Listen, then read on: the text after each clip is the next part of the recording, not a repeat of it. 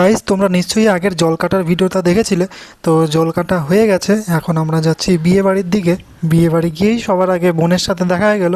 তো বোন দেখে বললো কয়েকটা ছবি তুলে নিতে, তাই আমি আর আমার দাদা বসে পড়লাম বোনের দুপাশে। তো বোনকে দেখো কত সুন্দর সাজিয়েছে, খুবই ভালো লাগছিল বোনকে।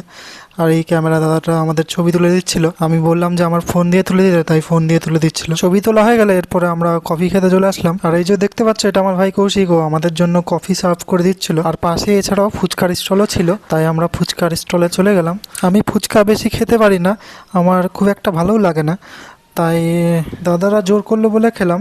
তাও বেশি খাইনি, 4-5টার মতনই, এর থেকে আমি বেশি খেতেও পারি না ফুচকা, যদি খাইও ভুলবশত। এরপরে আমরা চলে আসলাম আমাদের মেন আইটেমে, অর্থাৎ আসল ভোজ খেতে। আর দেখতে পাচ্ছ এখানে মেনু আছে, আর মেনুতে বোন আর জামাইয়ের ছবিও দেওয়া আছে, তোমরা পজ করে দেখতে পারো। আর ওই যে সামনের টেবিলেই দাদা আর বৌদি বসেছিল। এরপর খাওয়া দাওয়া কমপ্লিট করে সবার লাস্টে আইসক্রিম খেলাম, বাট আইসক্রিমটা খেয়ে খুবই ঠান্ডা লাগছিল। মোটামুটি খাওয়া দাওয়া একেবারে কমপ্লিট করে এবারটা আমরা চলে আসলাম আমাদের ডান্স প্রোগ্রামের দিকে। এখানে এসে দেখি রীতিমতো নাচ জমে গেছে একেবারে।